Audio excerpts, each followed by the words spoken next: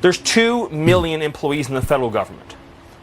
Overwhelmingly, the career federal service in this country is far left wing. The American people. I don't know that to be a fact. Well, I'll give you a great Pause it for a example. second. No, this is the actual castration clip, right? No. This is the one you sent in. Yeah, this is the one. Oh, so maybe he got okay. Yeah, he got two. This is where he got double castrated because that's not my clip. His giblets are gone after this. No, he's got nothing all right. left. So go ahead and play this. Great example. We looked at USAID as an example. That's 98% of the workforce either donated to Kamala Harris or another left-wing candidate, just as an example. Okay, but let me just an entire workforce is having a whoa. Did you just say that saying someone voted for Kamala Harris is demonizing her?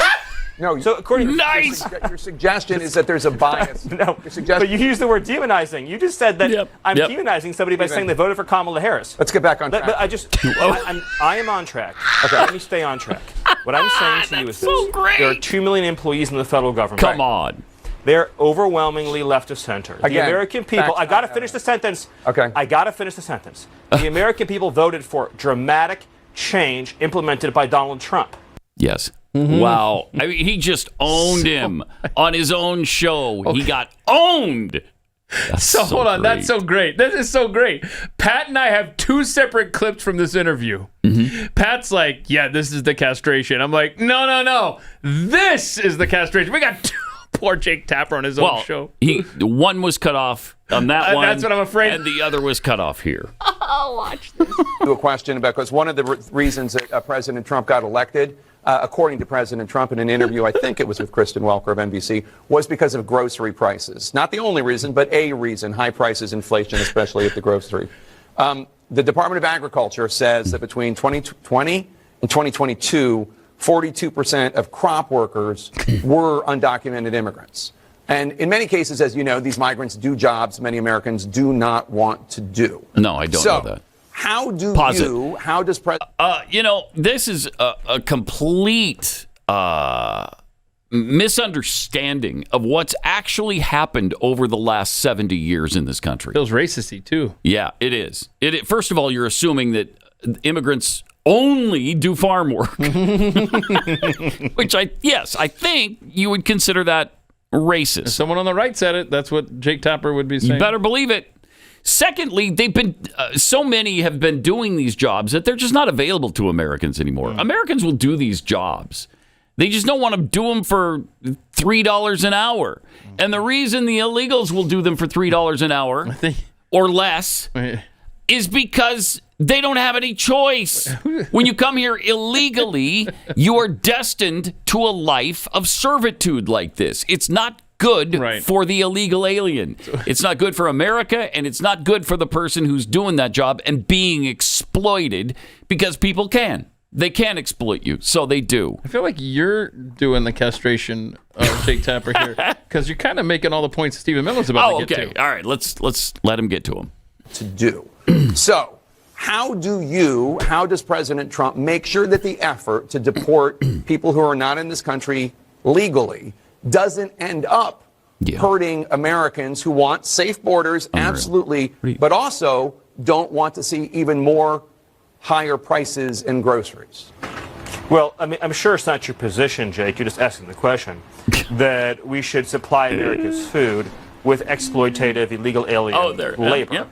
I obviously don't think that's what you're implying. No, he Only is. 1% of alien workers in the entire country work in agriculture.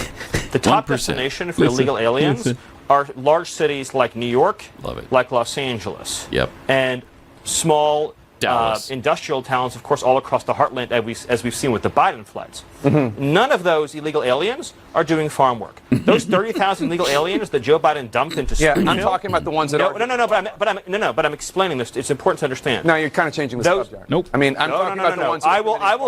I will give me 30 minutes. I'll go as deep as you want on this. I'm explaining to you and your audience. I'm talking about the ones that work in the agriculture. Just wait, industry. Jake. I'm You explaining can come back to you and we your can talk audience. about the ones in the cities. I swear. I'll do the whole answer. I'm still castrating you, so the shut illegal up. aliens that Joe Biden brought into our country are not full stop doing farm work. They are not. The illegal aliens he brought in from Venezuela, from Haiti, from Nicaragua, They are not doing farm work. They are in our cities collecting welfare. As for the farmers, there is a guest worker program that President Trump supports. Over time as well, we will transition into automation, so we'll never have to have this conversation ever again. But there's no universe in which this nation is going to allow the previous president to flood our nation with millions and millions of illegal aliens who just get to stay here. And we are especially not going to allow a subset of those illegal aliens to rape and murder our citizens. Wow. So we are going to unapologetically enforce our immigration laws, and as I'm sure you will celebrate, we are going to unleash the power and might of the U.S. government to eradicate the presence of transnational threats on our soil. So here's your bloody stump of a body back. I prediction Stephen Miller will never be invited on the Jake Tapper show ever again. Probably not. The only thing missing from Stephen Miller there was the apple that Pierre carries around. Right. You know, that's all that was missing there. It was like, and by the way, let me finish my thought here on as I castrate you live on your own show.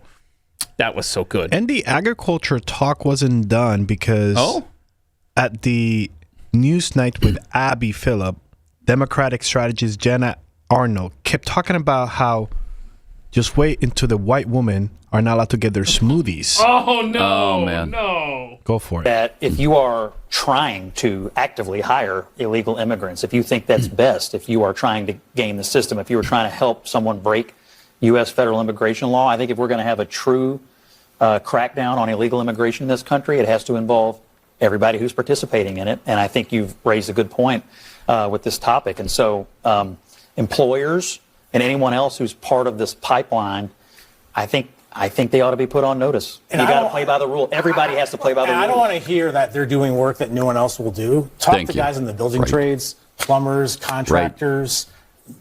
Picking strawberries. I mean, like these building trades guys are being hurt. I can't by wait. labor that shouldn't be here. I can't wait. Until she's drunk. American women can't get blueberries for their smoothies.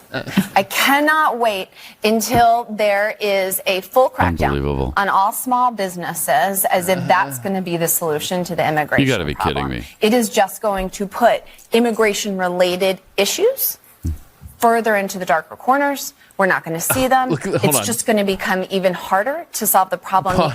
It's pause it. The cameraman is trained at CNN. They have that split screen. He knows, Scott's thinking about jumping on this, you know, and so he's anticipating him now to respond. I love that. To solve the problem, it doesn't make sense to punish individuals and people when there is a broken system. I mean, look, I think if you came here illegally and you did it, you broke the law. You have to understand it's a new day in America. And number two, I still think the case for total economic collapse, if we have some deportation, is totally overstated. I mean, it's obvious the priority is violent criminals, and the second priority is people with existing deportation orders. I think it's the vast majority of what's going to go on, for the next couple of years. And I don't think that's going to have any impact on the economy at all. But I wonder about just acknowledging the role. So, my gosh, what are you proposing? That we just do nothing? Right. That we just allow it and continue to encourage it and continue to endure it?